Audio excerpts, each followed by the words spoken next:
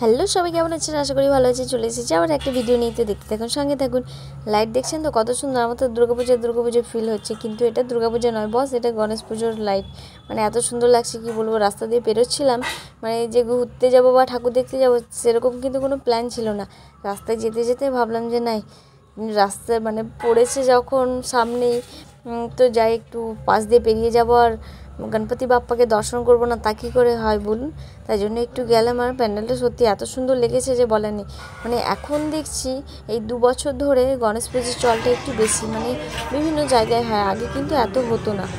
তো বেশ ভালো লাগলো, মানে বাইরে বেরিয়ে মনে হচ্ছে দুর্গাপূজার আমেজ এরকম মনে হচ্ছিলো সত্যি। কালকে যারা যারা বাড়ির বাইরে বেরোয়নি তারা কিন্তু এইটা বুঝতেই পারবে না, যারা বাড়ির বাইরে বেরিয়েছে তারা বুঝতে পারবে যে সত্যি পুজো পুজো গন্ধ লেগেছে আর কি। দারুণ লেগেছে। ঠাকুরটা প্যান্ডেলটা মানে এত সুন্দর হয়েছে না বলার নেই, সত্যি বলছি। তাই দেরি না করে চটপট গিয়ে আপনারাও দেখে আসুন। আর প্রগতি সঙ্গটা একদম কিন্তু মিস করবেন না, সেইটাই তো দুর্দান্ত লাইটিং দেখতে পাবেন। তো আজকের মতো টাটা।